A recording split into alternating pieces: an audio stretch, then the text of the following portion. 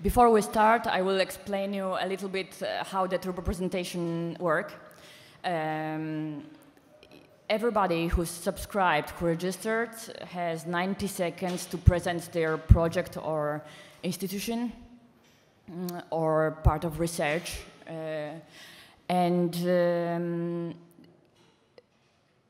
It has to be connected somehow with the topic of the conference, of course.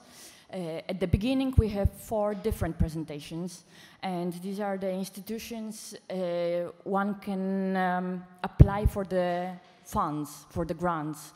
So 4 persons will introduce themselves and their projects, and then you can catch them during the breaks, coffee breaks outside, and you can ask more questions whenever you want. Everybody will have one coffee table, and so whenever you want, you can just join for the conversation and ask the questions you are interested in. Okay, so let's start. So first of all, thank you for registering, and I start with Carolina Fenol Espinosa from Spanish National Contact Point of the SERP program. So, good evening, everyone. I'm Carolina Fenol, and I work at the Spanish National Contact Point for the SERP program, which is Citizens, Equality, Rights and Values, managed by the European Commission, and is also the one who is funding these 2 host organizations.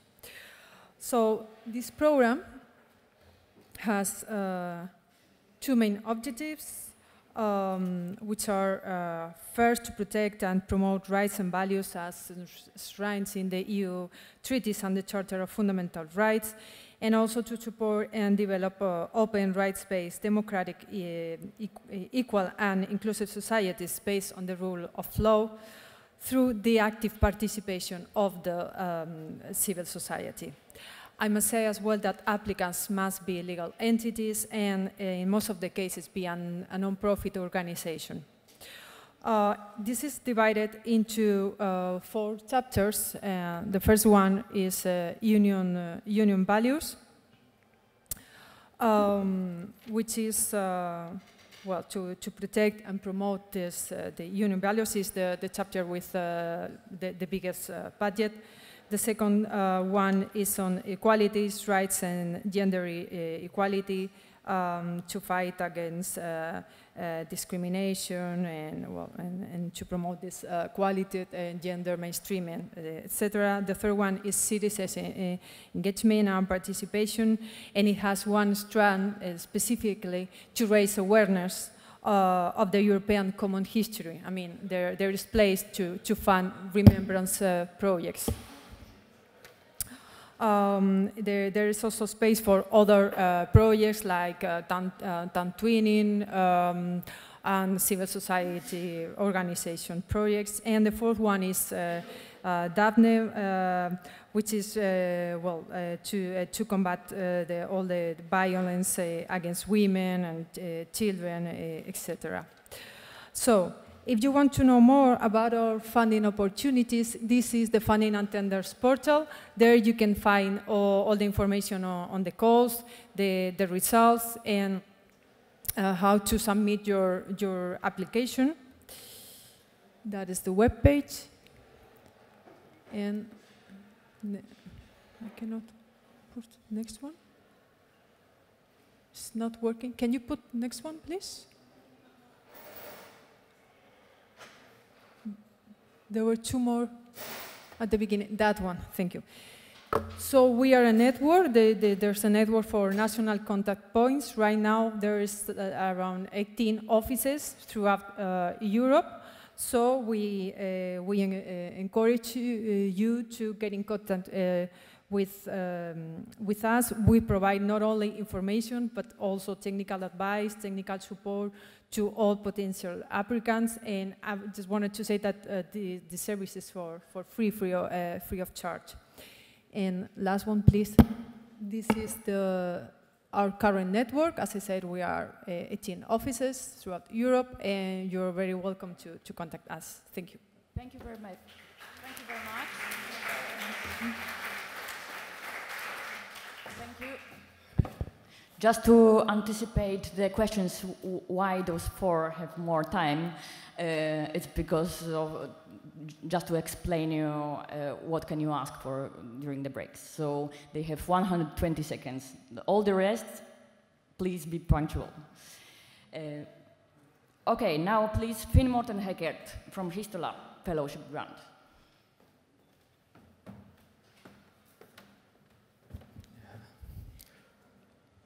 Hello, so my name is Finn Morten Heckert. I work for the Council of Europe's Observatory on History Teaching, and we also have the Histolab joint project with the European Commission. And I'll present tomorrow more in detail our work, but today I want to present our Histolab Fellowship, which funds research in the field of innovation and history education with a view on strengthening democratic citizenship. So what we do here is we offer 4 financial grants up to 7,000 euros for doctoral students who research on history education and innovative ways to strengthen democratic citizenship education through history education, and also for history educators who are on a research sabbatical. Besides this financial grant of maximum 7,000 euros that each grantee will get, there's also the possibility to conduct the research visit at the Leibniz Institute for Educational Media in Germany, in Braunschweig, which has one of the biggest textbook collections worldwide, and also an experimental classroom in which grantees can experiment about their research. Which is important to note is that the deadline is quite soon. It's on the 14th of May. And it will start the implementation period, which will require the writing of an academic article in the related field by the 10th of January 2024 for publication by our team, but also all kind of research or projects that are kind of related or form the basis of such articles can be funded or eligible to our funding. So if you're yourself doctoral students in the field, work on this field, which can also encompass, of course, remembrance, then please feel free to apply or also disseminate the calls with doctoral students you may know. And as I said, also this also is as valid for history educators who are history educators by profession but take some time to pursue research themselves. I think that's it basically, and if there are any questions, I'll be available for you in the foyer. Thank you very much. Now Mr. Petr Mareš from International Visegrad Fund.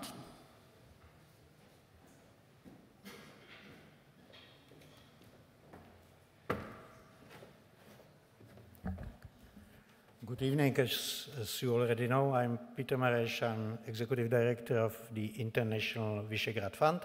This is our jingle, and we are the only permanent institution of Visegrad for cooperation, established 22 years ago with the goal to promote, assist, and enable communication and cooperation among civil society organizations of V4 countries. Since then, we spent more than 110 million euro for our projects. We financed more than 6,000 different projects and about 4,000 scholarships. Nowadays, we operate not only inside V4, but also in 2 areas of interest for our governments. One of them is Western Balkans, the other one is Eastern Partnership, what we still call Eastern Partnership. We finance not only projects, we finance also scholarships, 1 to 2 semesters in any educational institution inside V4, and Visegrad fellowships, short-term study terms, 2 to 10 weeks. All the details you will find on our website, visegradfund.org, and the key information for anybody who would be interested to look for cooperation with civil society or educational institutions inside Visegrad 4 from any country around the world, please remember that International Visegrad Fund is the most friendly donors institution in the world. Thank you. After that, I invite Maria Wilke from the Foundation Remembrance, Responsibility and Future.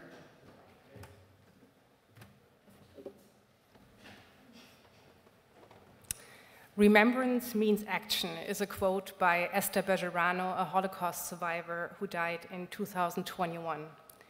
My name is Mascha Wilke and I want to present the EWZ Foundation, Stiftung Erinnerung, Verantwortung und Zukunft, in English, Remembrance, Responsibility and Future. Our mission today is to keep the memory of National Socialist persecution alive and to work for human rights and international understanding. Against the backdrop of our history, we are mostly active in Central Eastern Europe, in Israel, and in Germany.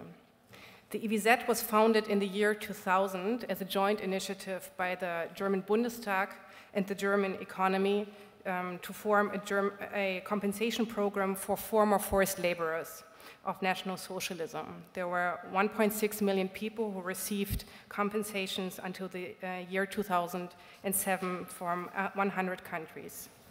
In the last 20 plus years, the foundation has supported more than 5,600 projects.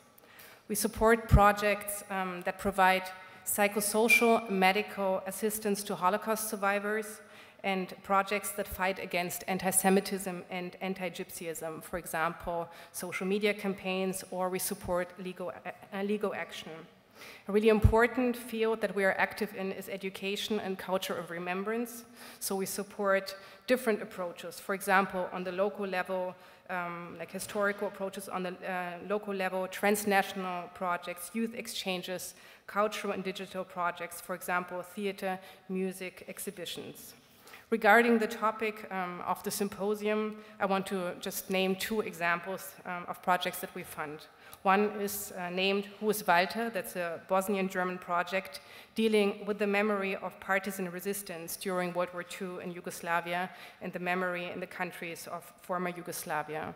And the second project is the Train to Sachsenhausen. It's a serious game application that deals with student protest in Czechoslovakia against German occupation in 1939. If you are looking forward to or for more information, please visit the website or speak to me during the break. And do not hesitate if you have any questions. Here's the website. Thank you. Thank you. Thank you. And now, just to make the shifts a little bit smoother, I tell you that it will be the alphabetic order with the surnames, so it's easy. We start with the online presentation of Maher Akremi.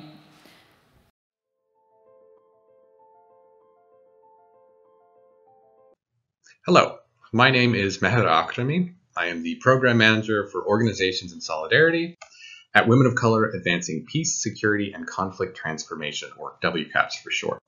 Today I'm going to give you a quick overview of what Organizations in Solidarity is and how we do our work. It began in 2020 following the killing of George Floyd, Breonna Taylor, Tony McDade, and in the wake of numerous other killings of Black and Brown people by unjust systems in the United States and abroad. WCAPS produced 2 solidarity statements condemning those actions that received more than 300 signatures from organizations and individuals across the peace and security field. These statements were not just condemnations, though. They contained a set of 12 concrete aspirational commitments that we as a community can work towards collaboratively. That is what Organizations in Solidarity is. It is a collaborative effort to bring about change in these areas. The actual work of Organ Solidarity focuses around regular meetings of our partners and collaborative projects, as well as working groups focused on each of those 12 commitments to help organizations bring about change internally and as a field-wide effort. We are an open network. You would be welcome to join us, or you could learn more at organsolidarity.org. Thank you.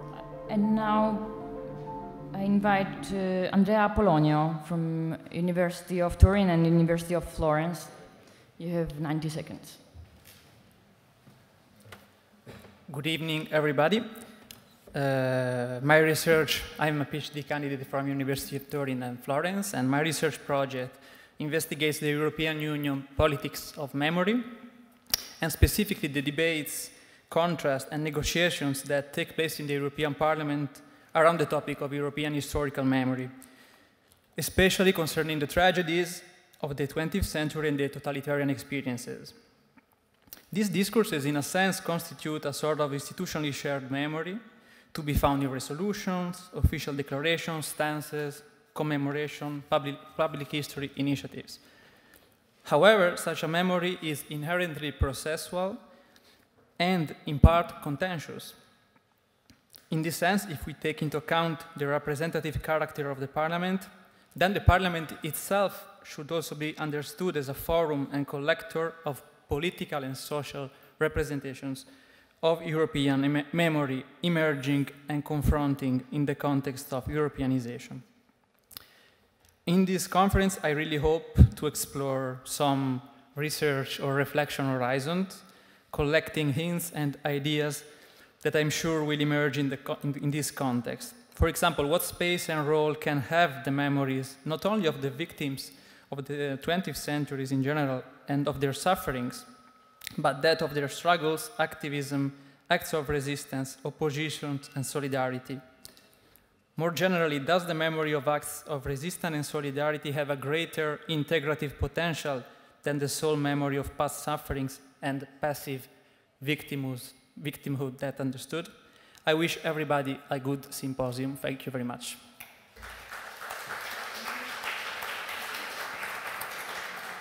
Charles Ehrlich, Salzburg Global.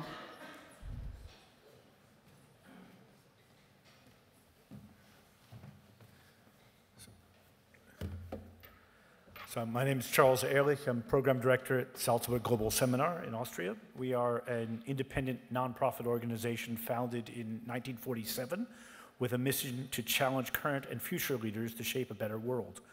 Our programs are inclusive, interdisciplinary, international, and intergenerational, and are designed to provide a global lab for innovation and transformation. Since 1947, we've built a network of 40,000 fellows in 180 different countries. Our home is a historic palace in Salzburg. Throughout its history, Schloss Leopoldskron has been linked to cycles of power, persecution, and renewal. And since our founding in Schloss Leopoldskron, we have been the sole curator and caretaker of the cultural heritage of the site, as well as its diverse, complex, and sometimes controversial and contested histories. We intentionally put all of this on display, even as we do celebrate the beauty of our site. Next slide. So, Archbishop Prince Leopold von Firmian became the religious as well as temporal ruler of Salzburg in 1729. He persecuted Salzburg's large Protestant population and expelled them. They were about 1/4 of the population, confiscated their wealth, and built the palace that we now use as our home. When he died in 1744, his body was buried in the cathedral with the other archbishops, but his heart was buried in the floor of the palace that he loved so well. We keep it there, but we've put plaques around to remind people the origin of the building. Next slide. The property went through a whole series of owners, which I'll skip through the centuries. And in 1918, the legendary impresario Max Reinhardt bought the ruins.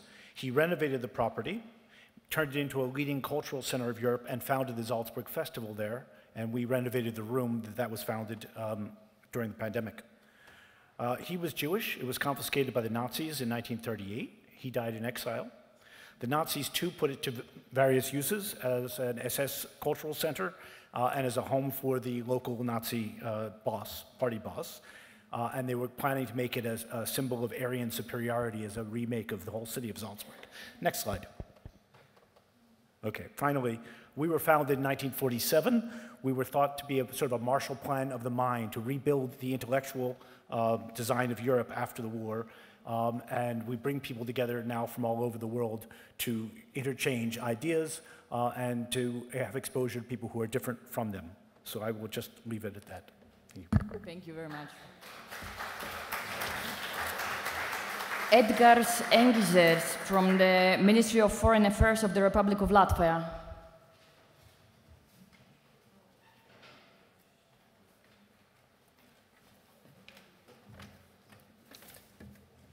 Hello, I'm Edgars Engizers, Historical Advisor to the Minister of Foreign Affairs. So I won't speak about the Ministry of Foreign Affairs, everyone knows what it does.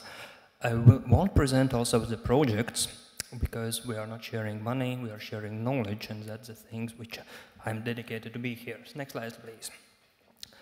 The problem, what we are facing today, is not only about memory, but also about abuse of history and memory mostly we are looking in the Russian direction, mostly in the time space of current war, but not only.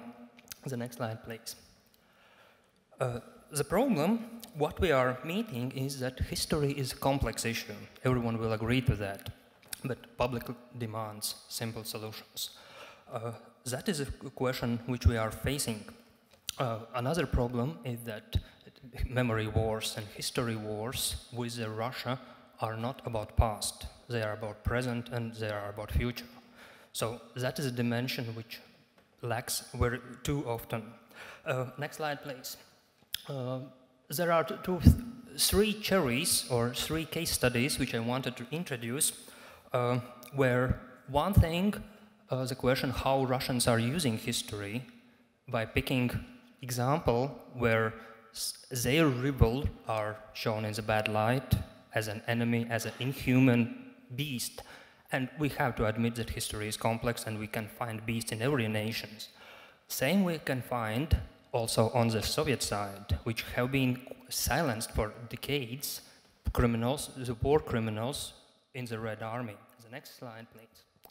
The last thing that Russia not only demonizes the rebels or imagined rebels, and not only expose what they pretend to become the heroes, but they are also silencing also the question of saviors, which had been silenced in Soviet Union since the Second World War because of various reasons. The next slide. So there are no solutions, and I will not give a conclusions for that, as I'm exposing the problems which I'm asking you, begging you to think about. I'm here to share Baltic contacts.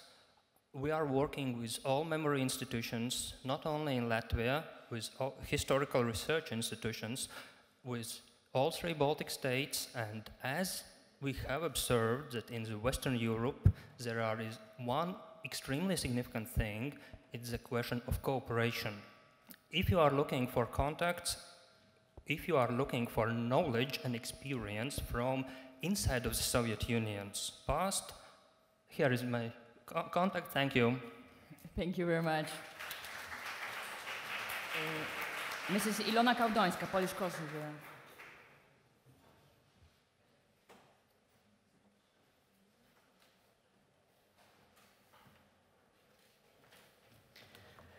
Good evening, everyone. Buenas tardes a todos. I would like to talk about solidarity in action, Polish aid for Ukraine. Solidarity is a notion very closely related to the Polish history. However, I would like to take this opportunity to talk about the present and to say a few words about what does solidarity really mean in action. Based on the Polish experience and the aid provided to Ukraine since February 24, 2022, when Russia launched a full-scale armed aggression against Ukraine, which opened a new chapter in the history of Europe and the world.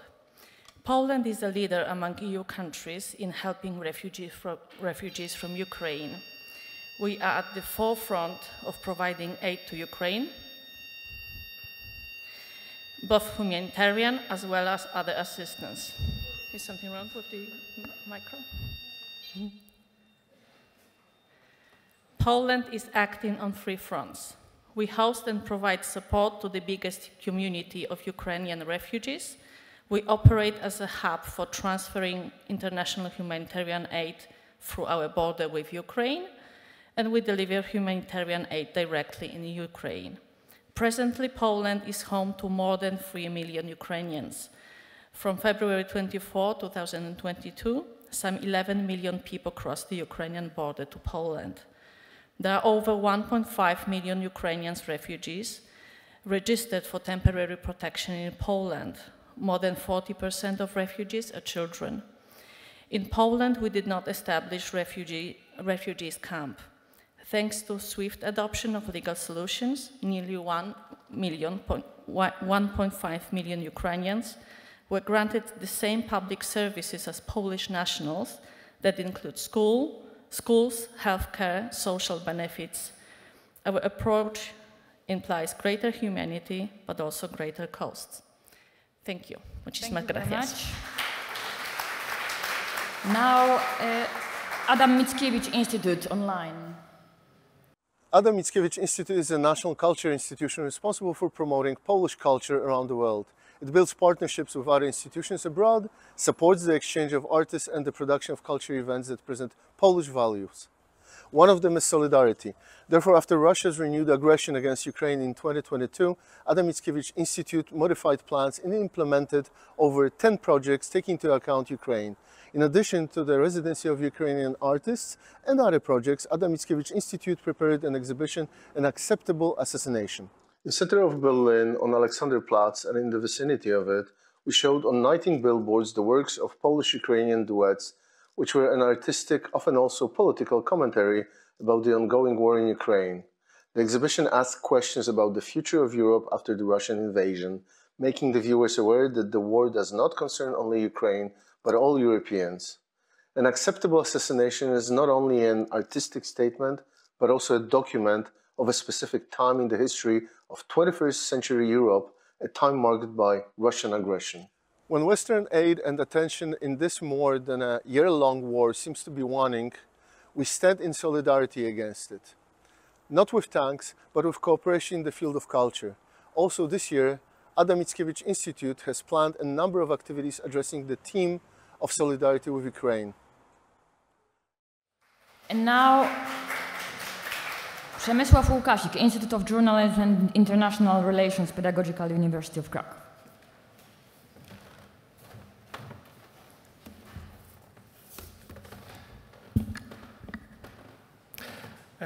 Hello.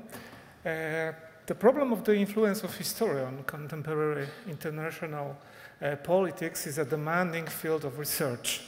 The research project History as an Instrument of the International Conflicts was launched in 2018.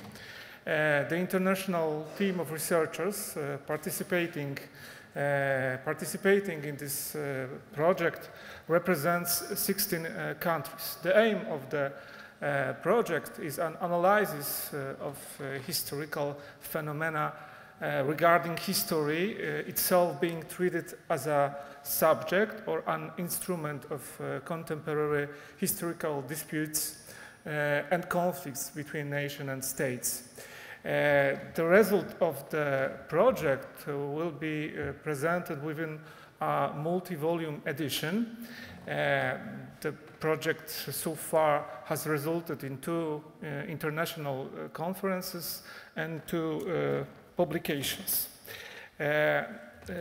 We hope that the result of the seminarium in Barcelona will be the establishment of the closer cooperation with new institutions which specialize in research on historical disputes, and together with new energy we will be able to pursue our project. I invite everyone to contact during a break. Thank you. Thank you. And now we have Paradigma Educational Foundation online.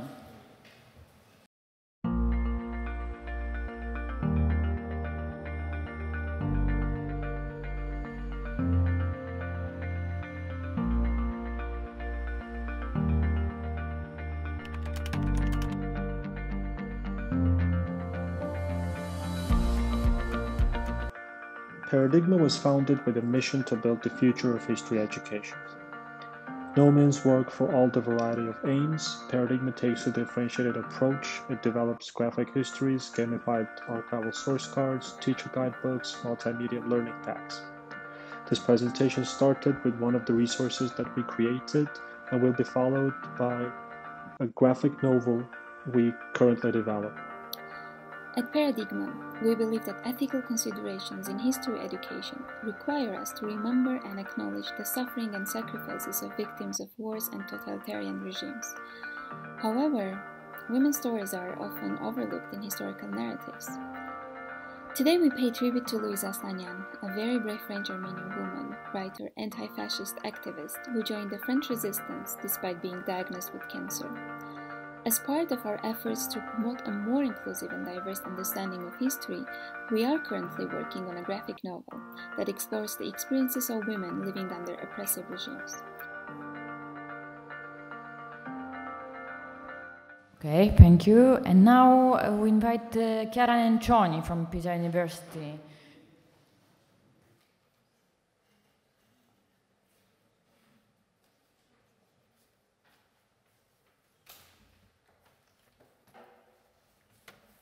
Hi to everybody. I focus on Srebrenica, where genocide was perpetrated by Bosnian Serb troops in July 1995. Slide, please. Second one. A form of resistance is to come back to home country, despite many difficulties connected with poverty, lack of infrastructure, hate speeches, and political hostility. Slides. Thanks. That's what Irvin Mujicic, young returnee and victim's son, did. Fourth slide, please. In order to foster remembrance into the future, Irvin, in collaboration with the Nature Friends International Movement, created the project Srebrenica City of Hope. The organization is committed to the development of sustainable tourism in order to strengthen the region economically. Next, please. Srebrenica City of Hope wants its city to be appreciated again for its natural beauties and its traditional way of life, and not only for the genocide. The entire region has still not recovered economically, so the project activities can make an important contribution to giving young people a new perspective. Visitors have the opportunity to stay overnight with host families, take part in guided hikes and excursions, and enter in touch with the real soul of Bosnia. All of this while a new source of income opens up for the locals. Next one. The project moves forward by creating a network of people working together in Srebrenica area to cope with an oppression and distressing memory. So if you want to join the project, you can visit us in Srebrenica and take part in one of the activities in order to foster solidarity and also historical knowledge of the Bosnian War. Thank you. Thank you very much. Now we have Art al Quadrat online.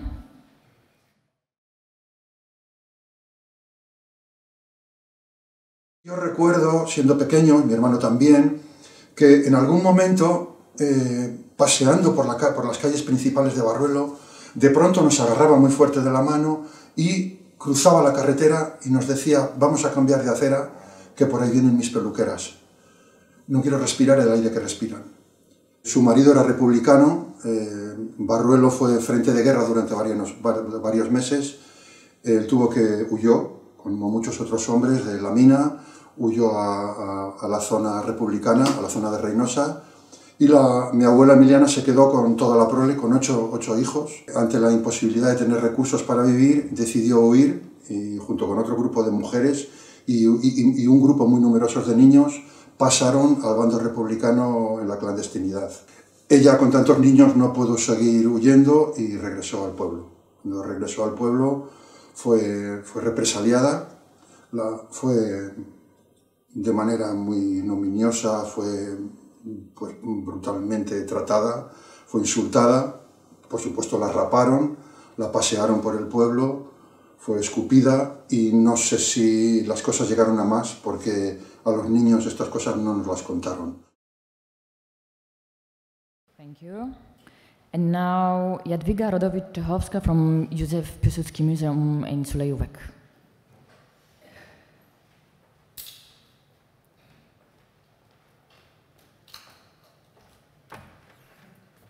Good afternoon, everybody. I'm very happy to be here today, and I'm going to present to you the program we do in our museum. And I think it's very much in line with what Mr. Żantowski said. It's a smaller story within a bigger story. Slide, please. Although my museum is devoted to the life and political achievements of Józef Piłsudski, one of so-called founding fathers of Polish independence, also a controversial person, we take care of some smaller project for a long time already with Ukraine, with Western Ukraine. And to just give you a small historical background, it is the area between this bluish line and that brownish line, Wołyń in Polish, Wolynia in Ukrainian. And it has to do with the battlefield of Kościuchnówka, and again in Ukraine, Kościuchnivka. Also written in different characters. You have here in a pill how complicated is history of Europe, of Eastern Europe. Next, please.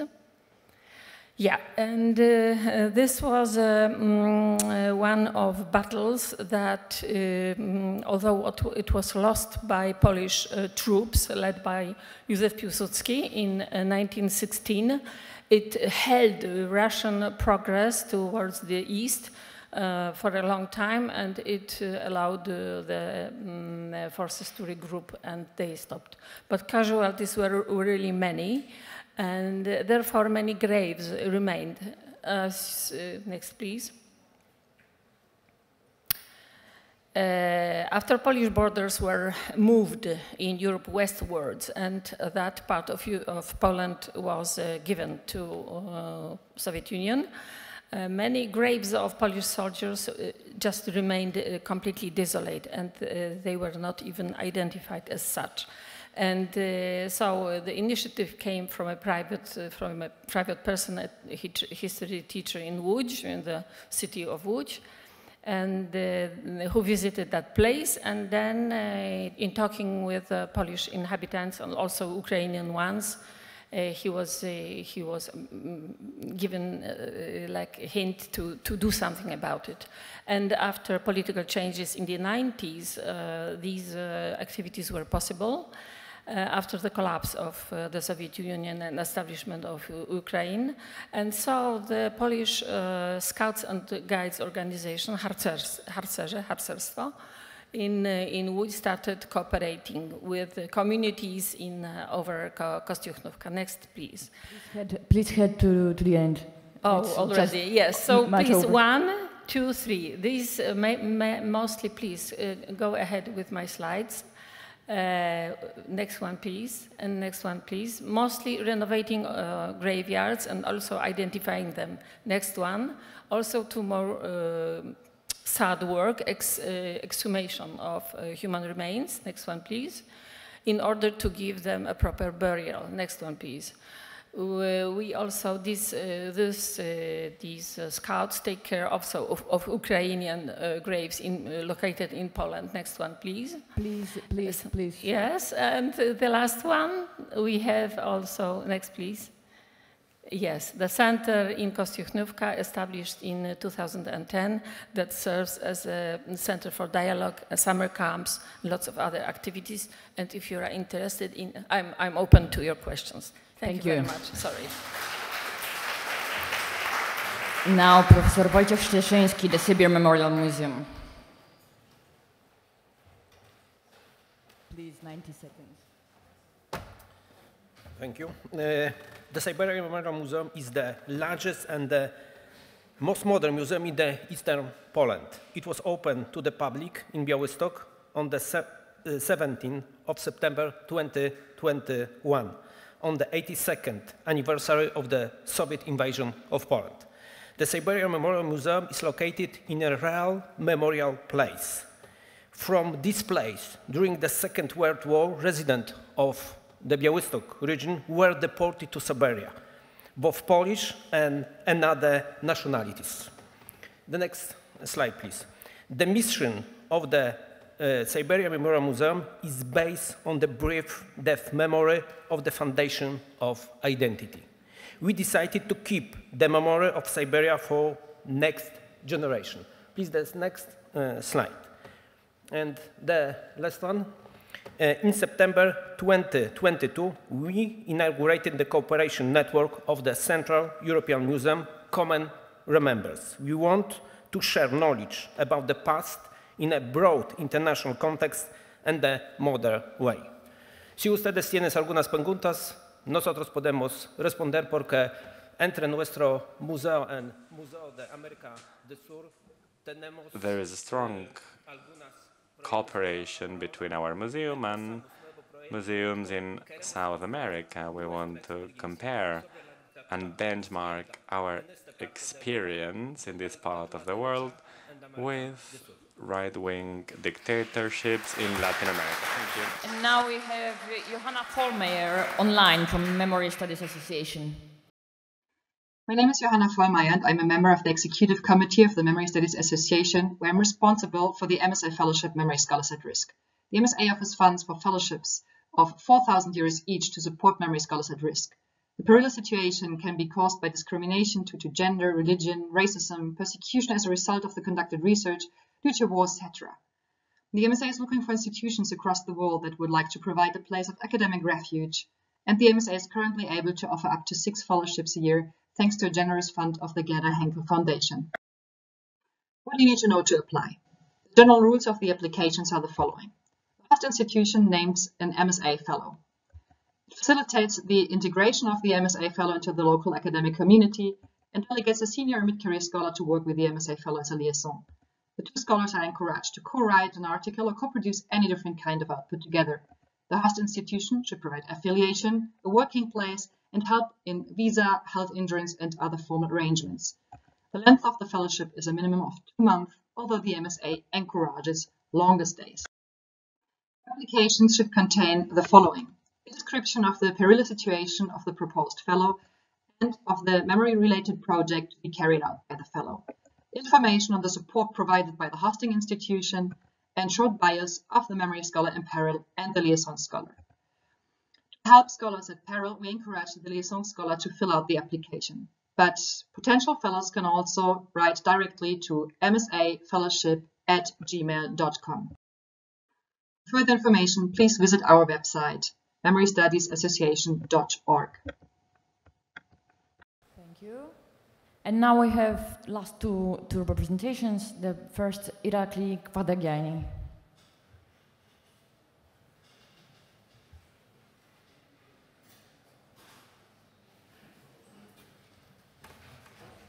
So, thank you. I represent the Soviet Past Research Laboratory based in Tbilisi, Georgia.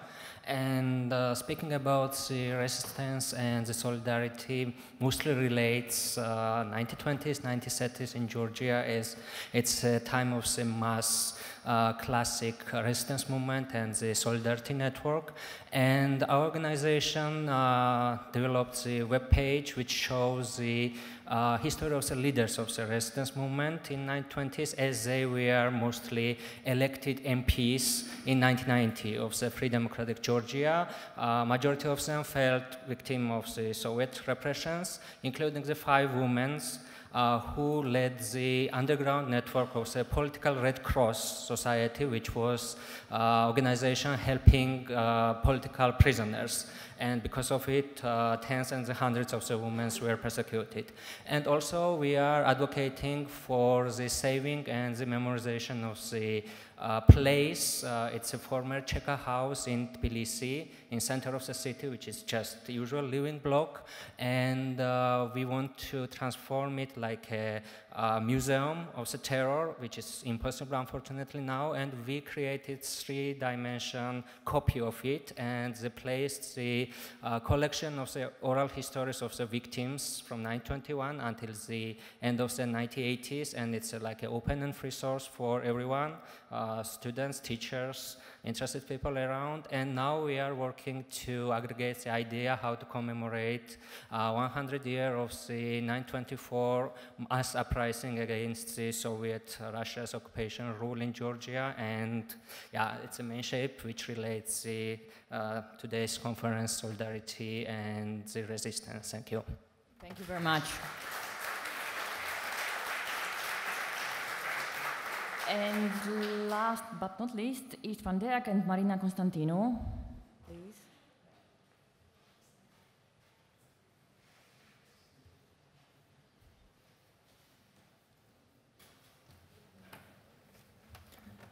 Hello, I'm Istvan Deak from Romania, journalist.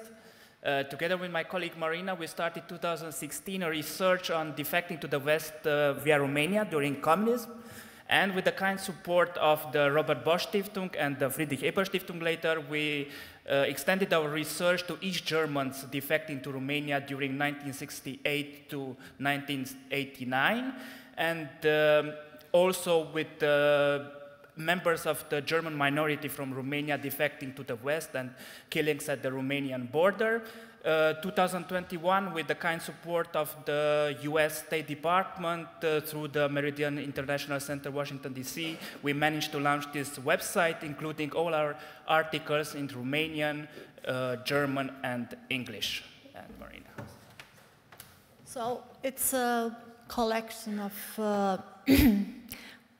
oral history, and you also find some articles translated into German, Italian, and maybe French will follow. It's a long story about a very delicate topic for Romania, about our recent past, a topic which is still a taboo. So we are in 2023, and we are not talking officially about this part of our recent past, which was very painful and more tragic than the Berlin Wall. You have the website, but also we succeeded to produce the first documentary, a long one, 2 hours, 40 minutes documentary about this topic. It's called Death Border. In Romanian, it's Granica Morții. You have on YouTube the trailer, but also we have a link for those interested in this movie. We have a link with the movie which has subtitles in English, so anyone can understand the dialogues there. It's very impressive. It's produced by a group of producers from the Romanian public television, but they succeeded to do it and to present it in cinemas in Romania, and also the public television and some private TV channels. They presented the documentary. So we have a website dedicated to this mass phenomenon and this first documentary, but not an official topic about. Thank you very much. And now we invite you to the screening, to the presentation of the screening of the film Spain in Exile, directed by Guillermo Zuniga, if I pronounce well, and produced by Paul Falkenbeck. After the movie, please stay. I will just give you some practical, logistical information. Thank you.